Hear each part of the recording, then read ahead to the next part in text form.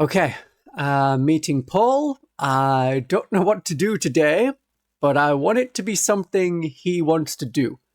So I'll get him to guess what we're going to do, and then whatever he says, do that. Oh, that's a delightfully cunning plan. I am locking that in. Hey, Christian, what are we doing today? Oh, why don't you take a guess? Am I getting kidnapped? Yep. That's what's happening. Let's go. Oh boy, it's kidnapping time.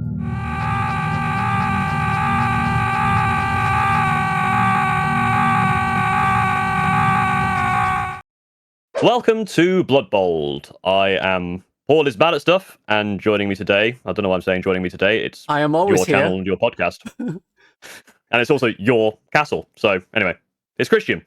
Yes, I bring the blood, Paul brings the other part. Yes, the lack of hair. We plan to do one of these once a month, like it's a podcast. It's going to be on my channel. The reason it's on my channel is because I do the editing. So it's like a recurring podcast, but we're not calling it an official podcast, even though it has a playlist under the podcast tab. It's just the two of us getting together, often talking about the things as professional wargamer talker about us. That sounds exactly like a podcast, doesn't it? It's basically a podcast, but podcasts generally have like consistency. It'll be monthly, but when in the month will depend on scheduling and all that other stuff. That's right, because I'm not going to say, ooh, the 20th of every month is podcast day, because I cannot commit to that. Who knows what happens? Also, it'll be a nice, fun surprise. Every so often, you'll get the two of us yelling at you about Warhammer for some reason. Yeah, we can't just yell at each other. That would be abuse. And we have to have an audience to abuse. There's a fine line between just, having an argument and being abusive towards people and content, and the difference is recording it. Yes. That's the only difference. So what you saw in court, that was just content. Yes. Therefore, anything is legal. Okay, but if you want to see more, there is a playlist in the description of all the videos on either of our channels that is a collab between us, and that should include a new version of the Crusade talk we did without bleeping out Centurions with a silly noise. Now it's just silence on the Centurion part, not just an entire video of silence. And text showing the forbidden word. That, again, would be very funny. It's like, oh, you didn't like the noise I made when I bleeped out Centurions. Okay, how about no noise whatsoever? Paul thought it would be a funny idea. I agreed. The audience did not think it was funny. So there is an updated version with updated information about Crusade in that Crusade-related video. Also, there may be, every so often, videos on my channel if I ever want to try and drag Christian back into my web of tricks and force him to play Centurions again. Although I think he might be wise to that one now. Yeah, I'll find a way around that. I'll find a way to trick him again. I could make you play Battle Sisters. We have girl Centurions. Yes, we have 6 foot Centurions versus 5'11" Centurions. Yeah, mine is the 6 foot ones, right? Because of the heels. Yeah, it's the putting a Paragon Warsuit next to a Centurion is very funny. Mm-hmm. Yeah, it's the scale creep of just generally Games Workshop-y stuff. Yes. Right, I've also updated the information in that Crusade video, which will probably end up being outdated in another 6 months, as is the way of Warhammer. Yes. As you know from that very, very clear introduction, today we're talking about catch-up mechanics. The kind of things where you have the cards that come in the mission decks, which are you get extra points if you do something special, but only one of you is going to get these extra points, usually. It's something you only take if you're particularly losing the game, and it's a risk to try and get some victory points to then turn the tide to take a losing game into a potentially winning game. But do we want a catch-up mechanic? Is it dragging out a game, or is it keeping it close and fun? You're very floppy today. Yes, I assume it is just where my... I'm doing this on purpose now, anyway. I am on the opinion that I think catch-up mechanics are cool. However, the catch-up mechanics that we've had are not great. But I think the thing that makes catch-up mechanics good is to make sure that both players remain invested and that you have options if you are having the game turn against you. So a good game is a close game. Yeah, we've all been in games where you are stuck in your deployment zone, you can't do anything. Are you really going to be invested in continuing? Not really, but if there is something that gives you that hope, that allows you to think outside the box to maybe try and pull something back, then I think that's a good idea. Yeah, like end of turn 5, that kind of thing. But it is a difficult one to balance, because the other problem is you don't want to be in a position where you are clearly beating your opponent, and then there's some magical wizard card that comes along and goes, haha, no, I win. I think people know what blue shells are. Yes, Mario blue Kart. shells, and, you know, this comes up in a lot of games where there's kind of, you got to keep that catch-up mechanic, otherwise the games spiral and people aren't having fun and you're going to lose people playing it. But on the flip side, how do you make sure that that becomes fair and balanced? That is quite tricky. Yeah, we should have that in the economy. When the 1% is doing too well, we just blue shell them. Yeah, definitely. I feel like the problem at the moment is... Anyway, I don't think we need to get into politics of the economics. But yeah, not enough blue shells. Yeah, Games Workshop dropped the Challenger cards from the tournament play. I mean, you can still use them if you bought the mission deck. You paid for the cards, you might as well use them. Rather than try to fix those cards, Games Workshop just said, get rid of them. Getting rid of those pesky babies along with that bathwater. Because it's hard to get right. When a mechanic is clearly ineffective at restoring balance, is it just sending the person at the front in a 2-player game to the back? So it depends on how rare and how hard it is to get that blue shell. Yeah. It's also, there's not enough levers, right? Like with the blue shell example, you can change the rate at which you get them, how far behind you have to get it. How much it slows down people. League of Legends has like gold mechanics, like if someone's too far ahead, they get like a bounty. You can change a lot of levers about how much that gives, when that happens. With Challenger cards, there really wasn't many levers you could change. You could change the number of victory points that you would get them at, the number of victory points they might give, and I guess the turn in which you get them, and none of those really fix the core issue. We'll come to solutions or potential solutions at the end. Because Games Workshop's now had 3 different kinds as they've gone through 40k. There were the Gambit cards. There were 4 Gambit cards, one of which was not a Gambit. Yeah, you could always choose not to Gambit. I don't remember them being this complicated. Oh, the only one I remember is the orbital strike coordinates, which is the one where you have to go into the corner, and if you're in the corner, you roll 2d6 and add 1 for every other corner you're in, and if it's 12, you get 30 victory points. Yes, that is not the best number of victory points. I think you just choose with the Gambit. In the Gambit deck in Leviathan, you randomly drew some cards. Oh, you draw 2 of them, and the third one is the I'm not proceed doing a as Gambit. planned. Yeah, which is ignoring the Gambit mechanic. Yeah, but there was no either player could do it, and I think it just means you stop scoring primary. Until the end of the battle, that player cannot score any more victory points as described in the primary mission. But you can get up to then 30 victory points from the Gambit. Yeah. It's not a lot of victory points, and they're all incredibly hard to do if you are losing. Like the Orbital Strike, getting 4 units safely into the corners at the end of the game, and then rolling some dice, and then having to roll well. Yeah. I tried to do that one as the Genestealer Cult in the Genestealer Cult Index, when I ended up getting every single one of my units back on the random cult ambush roll. There was no way I was going to lose the game, so I thought, hey, let's try it. And it still failed. I imagine there's someone out there who's got to have the story where they've had like one thing left and they were 29 points behind and they rolled like double 6s and won the game from it. There's at least one person out there who had that happen to them. But I think it's rarely used by players, and they were hard to do. Yeah, and reading them, they just kind of slow the game down, right? And if you're already that far behind, it doesn't do enough. So I don't think anyone really ever went for them. Yeah. The fact that I don't remember them, apart from the one, that's how not very well used they were. I think that about sums it up. Difficult to use, very little gain, easily just ignored. Especially when there's a card that says you can ignore this mechanic. Yeah. Same as like having Twist, but there's Chilling Rain, which means you can ignore this whole deck. Yeah. Every time I played outside of a tournament, we just removed that one from the deck, because what's the point? What's the point in going, oh, what's that special rule? You have nothing. Oh. If that was the case, we would just choose not to draw from the deck. Exactly. Right, so that was definitely a dud, and we're glad they changed them. And then we got the secret missions in the prior Nexus. So this was not random as to which ones you got. You actually got to pick which ones you got. And it was 20 victory points, but they're much easier to do. Yeah.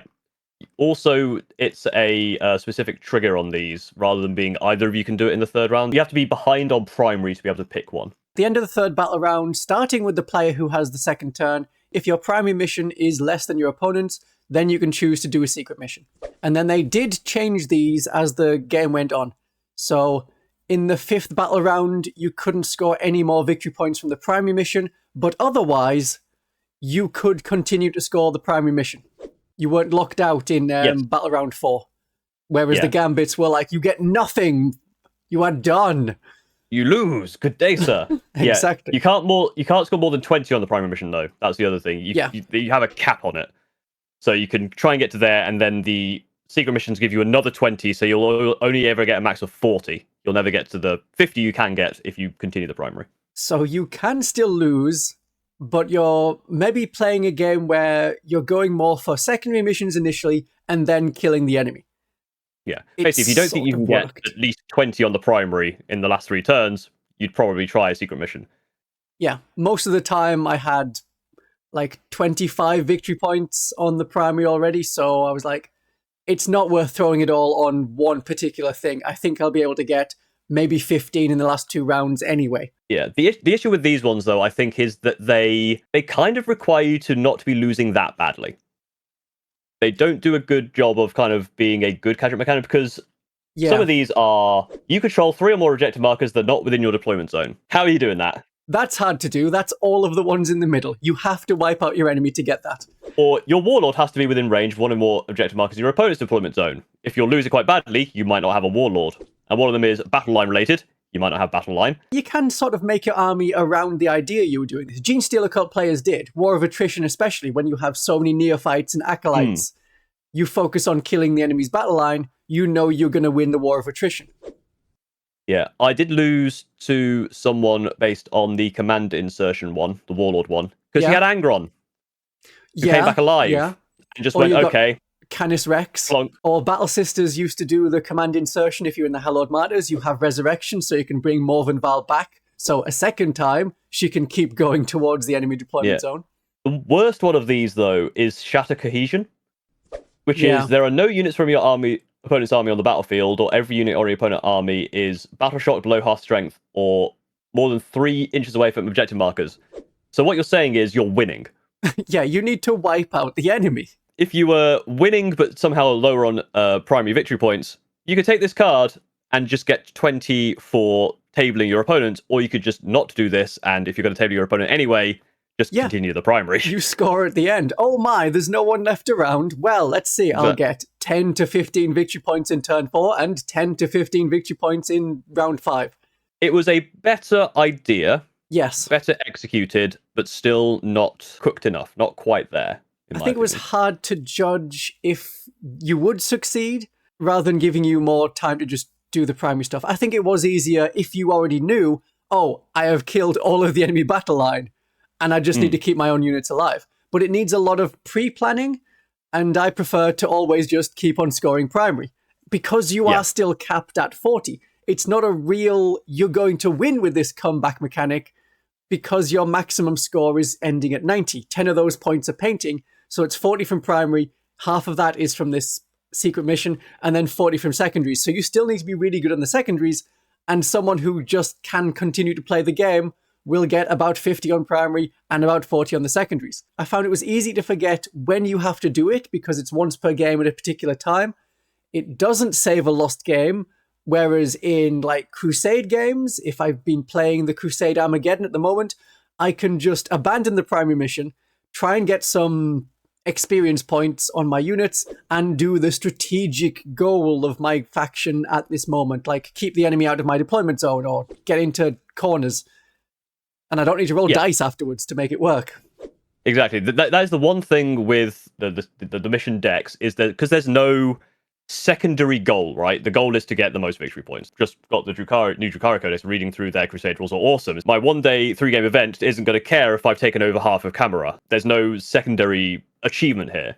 And the problem with these is, I think you're right, the fact that you can plan around them quite well, but you're planning around the game anyway, the primaries and secondaries. Trying to add this planning into there as a contingency means you're probably not doing something else and you're wasting time on the contingency. And I feel like a lot of these, they're not good enough for anyone who's slightly behind to think, oh, this might jump me. They're not good enough for people who are really far behind to catch up. Yeah. It's not working if you're almost winning. It's not working if you're massively losing. Exactly. I don't think there's ever been a time where I've been beaten by a secret mission. Yeah, like I said, the only time I was the World Eaters player, and basically we were playing Scorched Earth. Right. And I think what they basically did is they went round, like deleted them all, and went, well, you're not going to get many on primary either. So because you're like slightly ahead of primary, I'm going to basically get 20 points for jumping Angron in the back line. Yeah, so then it just comes down to who's got secondary points. Yeah, it was a close game in the end, but yeah, it was basically just a case of he played around it a little bit more. I guess the main thing with these is if they're not coming up naturally, then they're not doing their job. If you're playing around them and planning around them, then they're basically just another version of... Well, then it's like the secondary missions where you choose fixed missions. Yeah, it's not a proper catch-up mechanic. Perhaps not.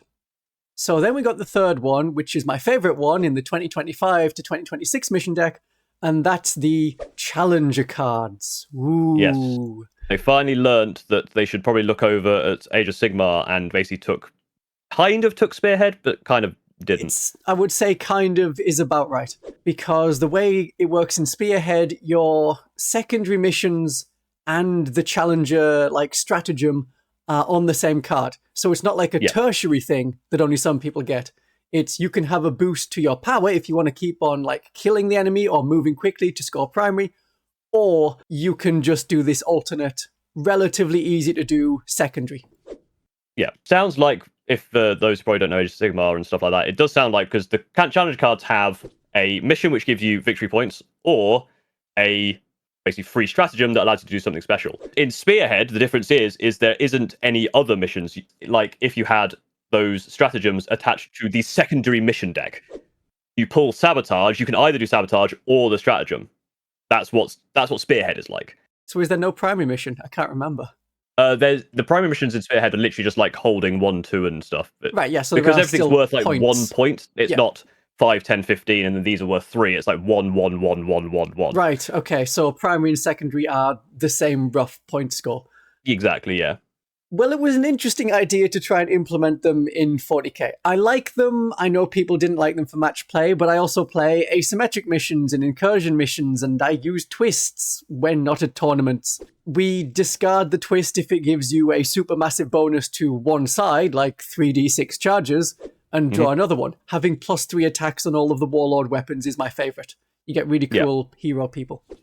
Yes, but challengers... At the end of the battle round, if one player is 6 victory points behind the other player at the start of the next battle round, then they get a challenger card, which they only get to see at the start of their turn. So if you're going second, it'll just be sitting there face down for your opponent's turn, and then you can see it. You get the free stratagem, which can be something that has a massive impact. Eligible to shoot and charge when you advanced or fell back? There's definitely, there's fallback shoot, there's 6-inch consolidates and parlins. There's an uppy downy. It's shooting phase, so you can move, do something, then yeet yourself away. Well, you can score your primary mission and then disappear. Yeah. Or we have the one that's basically grenades, but better, because you can do it after falling back. You can do it while in engagement range. There's no limits on it. It's just you roll some dice and the enemy will take some damage. They are very strong. I do like the Challenger cards. I like what they did. I only got to use them once because when this deck came out, I was quite busy, so I only really used them at one tournament. And I was drawing them, but I was far behind anyway, so it didn't really matter. But obviously, there are times where, based on going second, like you can get a massive slingshot with them. A sort of tactic. If you're going second, you can choose to fall behind, like not move a unit onto an objective, so you score 6 points fewer than your opponent deliberately, then you get a challenger card. Yeah. Or sometimes it just naturally just happens based on the secondaries, for example. Yeah, yeah. Like, if let's you say, score even one our, that's even our worth 2 1,000 victory point game, you can points. see that. I got quite far ahead, but obviously momentum was going to be shifting your way, but you were getting the challenger cards, and then even without the challenger cards, you would have destroyed me. Yes. It can shift the momentum when the momentum was already shifting on its own. You're scoring up to 3 victory points. It doesn't seem like a lot. You have to discard the card at the end of your turn. But they are very easy to get, is the thing. Yeah, by not scoring a secondary, discard it for command points, so you can have a slightly lower score. Because you can just get a challenger card, use it for the stratagem, not gain any victory points, and pretty much remain still 6 victory points behind. Yeah. While not scoring, you can continually work on wiping out the enemy and then score big in the last 2 turns, especially if you're going second, where the enemy can't really stop you from scoring in the final turn, which you score at the end of your turn. So that can be your primary mission at the end, your secondary missions ongoing and at the end, and then also the last challenger card. So that can be 15, 18, like 28 victory points. Yeah, you can swing massively with these. Mm-hmm. It is a second player option, and it's gone back and forth across the edition and across the previous editions, generally which one is better, going first or second, and your playstyle will also influence what you want. In 8th edition, going first was better because you were the first to kill enemy units and everything is true line of sight. In 9th edition, you still want to go first, but then there was a rule introduced that points alone determine winner, not if you can wipe out your opponent, points don't matter. It was later introduced that at the end of Battle Round 5, the second player scored at a different time, at the end of their final turn. Otherwise, it was pointless to play out much of their final turn. So you got an unequal number of impactful turns. And currently going second is the better option. For most people. In general. I can see why they would just drop them, because obviously the cycle of how often they release updates, these last a year and they release updates every 3 months, right? So essentially that would give them 4 chances to get it right. Yes. Every 3 months we could tweak it. If it doesn't work, we've got to tweak it again. 3 months, tweak it again. Oh, we got it wrong all 3 times. We've just wasted the whole year. Yeah, it's only gone in Games Workshop tournaments, and not all tournaments, some may still use it, and not all games. You still have the cards to use, you still paid for them. But when 2 highly competitive players met, it was like another aspect of the game, where it seems to be there more as a way of helping new, less experienced players to get a closer game. Because that seems to be the idea of a catch-up mechanic. Like, hey, here's a child and they're not doing great. Here's a way you can get a little bit more help to still score some victory points. Like when your parents would say, no, 3 plus 2 is 6, so you avoided the snake. Unlike snakes and ladders. Again, I think the problem is these don't help as an actual catch-up mechanic enough. If you're already losing you're quite far behind, these aren't going to change the outcome, realistically. So it kind of just skewed that, again, because it's that top level where it doesn't really matter in most games. I think that's probably where they're a good system, but they're bad for the top echelon, right? Yeah, for tournaments, for the grand tournament kind of thing. I think these are fine in basically every other type of play, but I still think because they don't do the job entirely properly, because there are those issues, it could be better. But this is definitely their best iteration, by far. Yes, I think so too. And it's interesting. It's like, oh, what do I get? And it's random rather than picking from a deck of 3 or 4. Yeah, and because you both pick from the same deck, if you do use a challenger card and then go ahead by 6, the other person isn't going to be able to use that challenger card. I've never had that happen. I've never seen one person be the challenger and then their opponent switch to becoming the challenger. No. That seems to be, based on the design, that seems to be how I think GW thought it might go. Right. But it didn't. Yeah, because that does happen in Age of Sigmar, where there's such a small, the spearhead, where there's like a small points gap between people.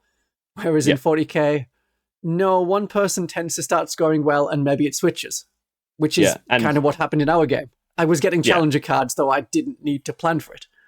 Yeah, and 3 isn't going to flip that. Yeah, probably not, even if it's all the way through the game. So that would be getting one at the end of battle round. I mean, asymmetric missions, that's a skew as well, because one of the asymmetric missions, the defender starts with 50 victory points, so the attacker gets a challenger card immediately. That's siphon power. So even getting them all the way through, that's 12 to 15 victory points. That's not even as much of a swing as like the primary and secondary missions gambits, although then you were limited in the amount of primary you could get. Challenger cards are an add-on on top of that, a tertiary score, essentially. Yes. And it helps the second player a lot. if you want to plan for it. If that you want that to be your tactic, I think it's stupid. I have had people think, aha, this is the meta. I will deliberately not score this 5 victory point thing, secondary mission, so I stay 6 points behind you, and then I'll get a 3 victory point card next turn. I'm a genius. And I just let them do that and lose the game. Yeah.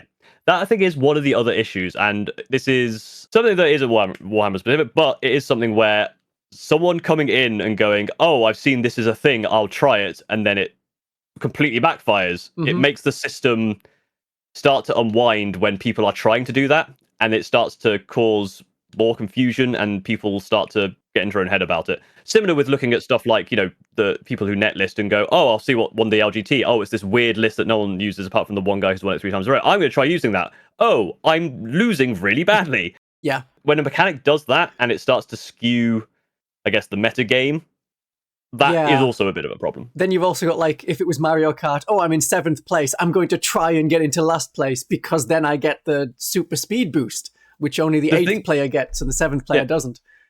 The thing is, legitimately, in online Mario Kart, that is kind of the meta. Right. At one point, and I think it has been changed recently based on some buffs and nerfs, but basically what you would do is you would try and, because there's now 24 players in the latest Mario Kart, you would basically try and sandbag, and then right at the last minute, use all of the power items just to zoom into first. But according to when everyone's doing that, it just becomes a fight for last place. And so the counter to that is you just drive ahead. If people think that, oh wow, people meta chasing and playing, tournament 40k. People play competitive and like meta Mario Kart. Mario Kart is an RNG simulator with a racing game on top of it. With funny, colourful characters. But people will fight you over, like, who gets to be Mario. Gamers will optimize the fun out of everything. And yes, you just have to find your own fun. And my way of doing that is 18th Centurions. Or you could just keep playing with challenger cards, and if it's a bit much or if it seems to be not working for your group, then you could stop using them or do modifications. So we'll talk about solutions. Yes. Because I like the challenger cards, but I prefer to tweak them instead of dropping them. What were your ideas for how to improve them? I like the idea of them.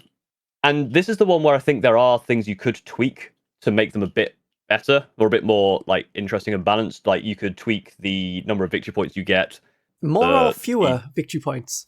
Fewer, less, fewer victory points. So I think two victory points. 2 victory points is what I had written down. Yeah, that's a good idea. Or you could change the requirement on how many point differentials has to be. Yep, like between the 9 two players. victory points. Yeah, so I had 10 in my head, but 9 also works because obviously that still multiples of the same number. My other thought was, because obviously you draw this, whether you're first or second, you would draw it when it comes your turn. I think this would be interesting to have as an open card from at the top of the round. Right, so you can see that if you're going second, the person who's going first knows what's coming. Yes, so if you flipped it and it's, let's look one here, the one that allows you to fall back and shoot and charge, right? Yeah. You're going first, your opponent is going to get the challenge card. You've seen now that they have fallback, shoot and charge available to them. And you know what their actual mission is for the 3 victory points. That's going to allow you to at least play around the catch-up mechanic. Yeah. But again, the problem with that one is if you're already losing quite badly, it doesn't do enough. That's not exactly helping you, right? It does a little bit stop the idea of I'm going second, therefore I can do this as a great super speed boost, million points in last turn. The other option, which is the kind of not nuclear option, but it's definitely more out there, is specifically I think the stratagems and maybe even the missions, make them more different, make them more interesting. Because I think the problem is obviously all of the stratagems you will find in a lot of other detachments, and the missions are very simple. They're like, kill a guy. Yes. Move away from other people. The good thing about the spearhead ones is they are quite interesting. The ones I remember are stuff like you pick a objective marker and things heal around that if you're the underdog. Yeah. So you could do a lot more with this system that doesn't change the game dramatically, but does make things more interesting. But again, that may go further away from kind of like standardized tournament ideal, where if you could suddenly say, oh, I'm going to pick 2 objective markers and they do damage or something. I don't know. Like, there's more interesting things you can do with it, but designing those to be balanced is going to be more tricky. And that might then lead you more down using it with the twist stack, would make more interesting games that aren't really tournament viable. I think the mission deck 25-26 is a good regular play mission deck because it's got the asymmetric missions, it's got incursion missions. You could play with asymmetric maps, but regular missions. Then it's been adapted for tournaments, which is the way that Games Workshop is doing stuff at the moment. Oh, I had a controversial video where I was like, they mainly seem to be focusing on the casual players now, and everyone was like, no, it's clearly competitive. What are you talking about? Despite my best protests. But I think they wanted to make this like Spearhead. Yeah, the changes they made to the secondary cards are also very good, because stuff like Mark for Death, for example, originally was kind of a lot of the time a dead draw, but now you have that extra, you can make a gamma target. Yeah, so you still get some victory points from it. Yeah, a lot of them became ending on your turn, so at least you don't have to like try and hide, stand out and try and do a mission for too long. Yeah, the recover assets in 3 areas can be discarded at 1,000 points, and I usually spend a command point in 2,000 point games to get rid of it and get a new one. Yeah, there's a lot of good changes there, which help. And also, I think just the second mission deck is just quite good. Yeah. The twist deck is, I think, fantastic. Again, not for tournaments, because if you go to a tournament with I'm going against World Eaters, now everyone gets 3d6 charges. Well, that's a loss. Yeah. Smash Brothers, right? Where do you play with the items, do you not play with the items? If you don't play with the items, you're going to be more... There's that balance, it's more competitive. If you want to play with the items are pretty good for this deck. And I do think the Challenger cards are good for that. Finding a way to do the Challenger card system for Final Destination No Items Fox only version of 40k, that is more tricky. And I don't know how to do it without like really changing what these cards do. Yeah, are we at this point modifying the cards, or are we saying, okay, we're going to do version 4 of the twist deck, the catch-up mechanic deck?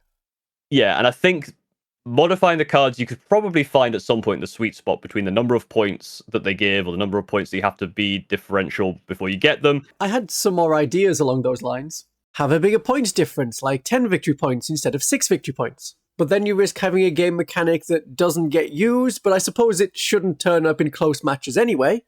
Give 5 victory points as a reward instead of 3 victory points in that case. You're less likely to get it, but with the greater reward, so they can only activate in the case of greater points differences, and then they give significant help. It could be 15 victory points difference, and then you get 8 victory points as a reward for completing it. Yeah, but again, if you're changing them every 3 months and it's not working, like they don't have the quick turnaround to be able to do this because they won't have enough data. Yeah. So, and you need to have tournaments still keep playing with it, and some tournaments are being like, I know it says we're meant to use these, but we're choosing not to. Yeah, it does simplify it a little bit, which I'm fine with. I'm fine with kind of simplification and standardization. When you're playing 3 to 5 games, 3 games in a day or 5 games in a weekend, the less you have to take on your brain, the better. And when the Challenger cards were that extra little thing in there, it wasn't adding enough to make it worthwhile. But people were obsessing over it. But yeah, and that's the other thing. People were obsessing over it. It doesn't really matter. It probably, in a small percentage of games, there was that problem. The negativity will always be amplified.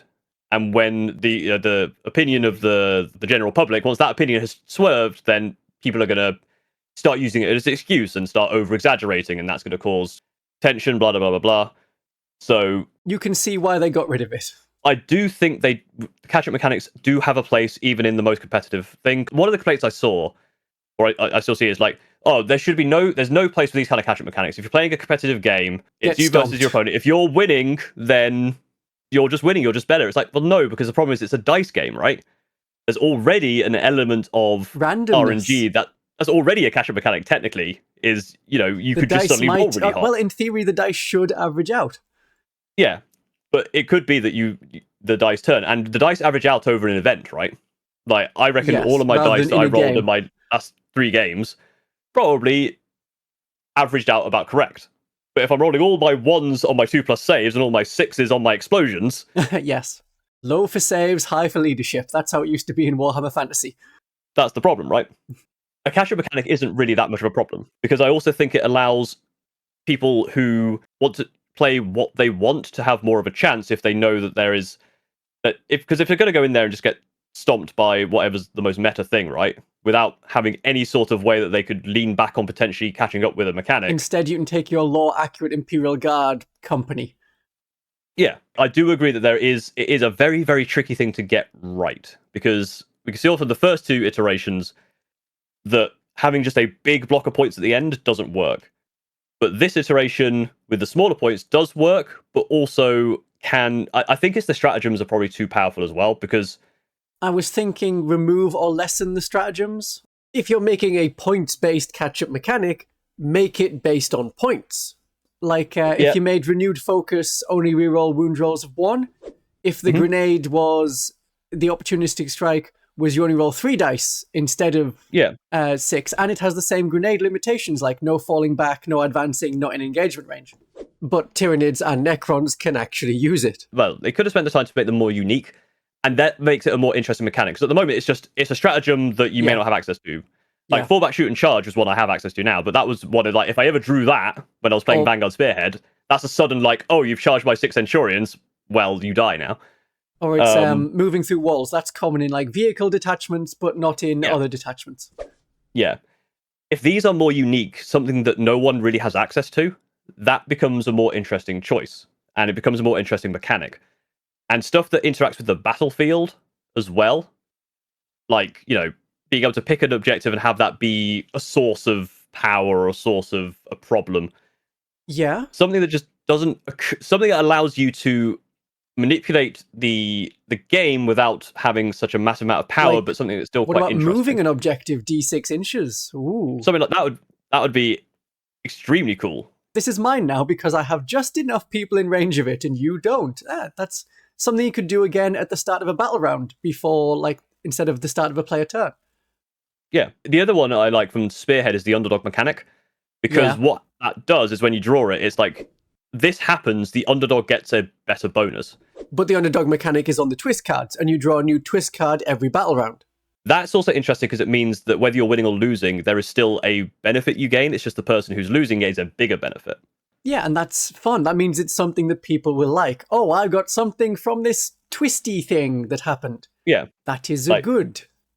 If you're standing on the middle objective, you get +1 OC or something. But if you're the underdog, you get +1 OC and also get a free hot dog or something. I don't know. But basically have it so that both players benefit, but the underdog benefits more.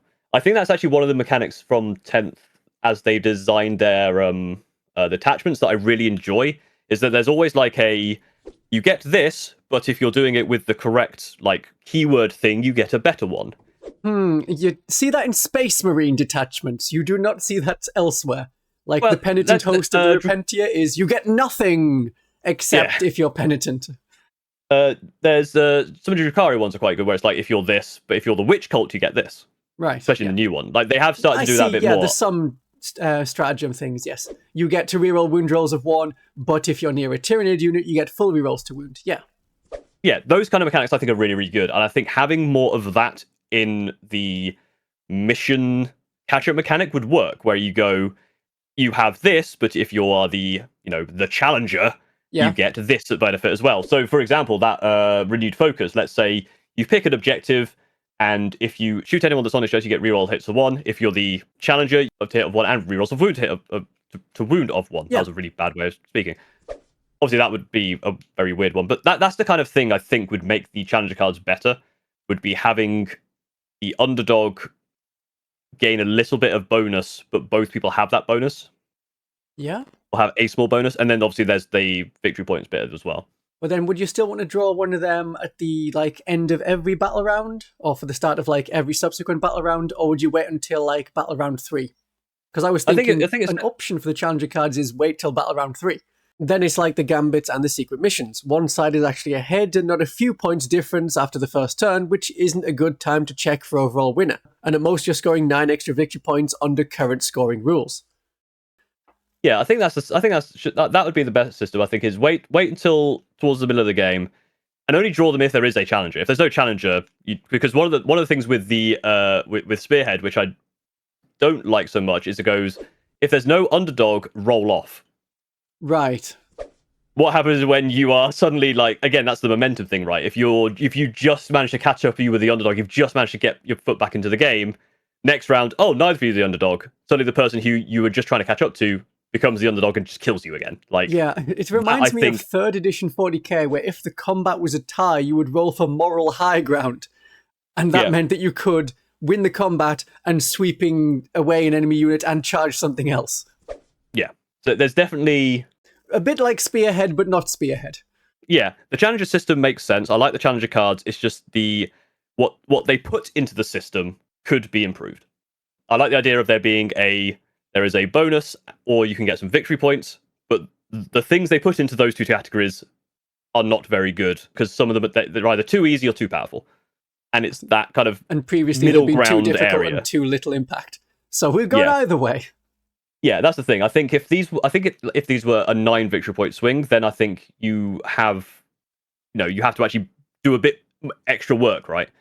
Because the thing with these is, let's say you're even with a difference of 6, that's just like, oh, I drew sabotage and you didn't, and you drew marked for death. That's a difference of 6. You could very easily get 6 points behind on secondary without doing anything wrong, just because of card draw. Yeah. And then suddenly you go, oh, now I have all the good cards, and I have a powerful stratagem or 3 extra victory points. Yes, that's where this falls apart. Then we have the randomness of the secondary mission deck on top of the randomness of dice and potentially challenger cards. So having the challenger mechanic within either as a twist, like we've said, or having it part of the secondary mission deck is an option. Yeah, I think, when you're getting towards 9 victory points, that is definitely, if you're 9 victory points behind, that's very unlikely to just be because you've drawn bad cards. 6, I feel like you could get into that situation without bad cards. I like the idea potentially of just having it as the secondary mission, where you draw a secondary mission card and it just has standard secondary mission. Yep. But then underneath it says, if you are the challenger, you could use this instead. So suddenly you draw, a tempting target, you're losing quite badly, and they go, I'm going to put tempting target on the one that I'm clearly standing on that you cannot do anything about. Yeah, but, and you get like an alternate I'm the challenger. version. I can now use this instead of just having a dead draw. Mm-hmm. So that's a lot like how some of them work already. Like the marked for death. Does the gamma target for some victory points, even if you can't get the ones your enemy picked? Yeah, exactly. And then just having something there where, as the person behind, it's no longer a horrible dead draw. Because there's a lot of cards that are going to be really, really bad when you are losing. But then the person ahead will have the dead draw card. Like if they draw marked for death. Let's say you've been in a situation where you've lost your stronghold quite early and you draw to defend a stronghold. Yeah. When you draw that, you go, oh, for God's sake, I've got to defend a stronghold. There's a little bit underneath that goes, but if you are the challenger, you get this instead. That makes that draw a lot nicer. Yeah, like if there was no enemies in your deployment zone except on your home objective. Yeah. Or even if that was the stratagem, right? Like you'd have the stratagem down there where you go, oh, you can either do defend stronghold, or if you're the challenger, then you get a relatively weak, easy, free stratagem. Okay. Yeah. That's some ideas for Games Workshop. If we can keep people interested in the idea of a catch-up mechanic rather than just forgetting the whole idea, I think we'll get there. Yeah, the one thing I definitely disagree with is people who say there shouldn't be a catch-up mechanic in this kind of game, like in the competitive tournament scene. Absolutely not, because if you're thinking that, you're probably in the, it's that very top percent, right? Again, it's the no item Smash Bros. But I mean, most people, when playing, if you play Smash Bros. With items, the person who's very good at Smash is probably still going to win. But having those items makes the game more fun and interesting and more tantalizing for other people. When you think of tournament players and you think of the meta people, those tournaments are getting bigger and bigger, and it's not because there's more and more competitive people. It's because there are more and more casual people who are there to want to play more Warhammer, and they get bigger and bigger. At the LGT, a lot of the people I was playing with, or a lot of people I spoke to, this was their first tournament. And, they had a great time because they just got to play a bunch of cool Warhammer. Those kind of people should be catered to, and I think if you're worried that, a catch-up mechanic means I could potentially lose a game that I was definitely going to win, I'm going to be frank with you, that's a skill issue. If you really thought you were going to be good enough to win, and the challenger cards made the other person won, you weren't that far enough ahead, realistically. That is the one time that a challenger card has mattered for me. I was playing against, I think, if not a World Eater, it was definitely Khorne-themed Pact-Bound Zealots. And I won by 2 victory points because I got 1 challenger card in the game. If I didn't have that, they would have won by 1 victory point. We called it a draw. Yeah. This is the thing. If that person then goes away and goes, oh, but I definitely should have won that. It's like, well, if you really wanted to be good and win that, get 20 points ahead. Going back to the Mario Kart thing, the way I beat all my friends, they throw tons of blue shells at me, is I just drive much further ahead of them than they could possibly do. So you throw a blue shell at me, okay, I'm still half a lap ahead of you. That is absolutely a humble brag about my Mario Kart skills. Compared to my friends, I'm probably actually really bad compared to actually people who play the game properly. But, Oh, you mean the I liked it. competitive Mario Kart scene where 1,000 people get together in London and play Mario Kart together? Yeah, if I go there, I'd do probably about as well as I do with the Screaming Ravens. When I'm playing with my friends, that's where I can win at Mario Kart because I've got tons and tons of experience because I'm a sad loser. Gonna know life this game, yeah. Yeah, I've been playing Mario Kart since I was whenever Mario Kart 64 came out, which I think was 1996. I'm gonna look this up. Okay.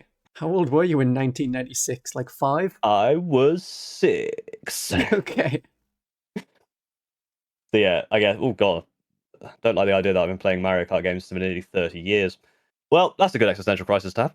Well, in a few years, I'll have been playing 40k for 30 years. There you go. We're all old. My idea of what is old only increases as I age. 50 is the new old. Then it'll be 60. Now that I do this full time, I think the problem is I've realised that I always was kind of fairly up to date on the memes and the lingo. And it's completely gone away from me at this point. I don't know what's going on anymore. It's that Simpsons bit of like, I used to be it, but then they changed what it was. And now what it is weird and scary to me. It happened to me, and you listening out there, it will happen to you too. I just choose not to age anymore. At least not physically. That's true. I guess for me, as a 2D image, I age as well as my drawing skills. So as I get older and my brain goes more and more, my animated characters gets more and more distorted until it becomes just a mess. You're already on stick figures, Paul. How much lower can it get in simplicity? Oh, one thing I've learned, it can always go lower. Everything can always get worse. You're going to be like Cheshire Cat, just a couple of eyes and a mouth, and that'll do. Yeah, I mean, eventually it will devolve. Oh, 1 second. It's all right, there was someone at the window. At the window? Yeah, the window cleaner. Oh, right. They bang on the window to tell you they're going to wash the window. That makes sense, because I thought that's a very weird system you have of, most people have a door. No, it's a system of wheels and pulleys and hatches. Yeah, up in North, we don't have doors. Can't afford doors. Grew up with doors, did you? We had to batter our way through a wall when I was young. Get over here with his doors. We had the mines, and we were happy with them. Big hole in the ground. You go in it. That's where you sleep. That's where you work. And we poured gravy down for all the miners. Right, are we done now with the Challenger and catch-up mechanics? I think we're done. Okay. I think when we start pouring gravy down the mines, I think that should be the end of the end of the discussion. Oh, right. I'll figure out a video to recommend people next. Oh, that playlist. I'll probably do the playlist.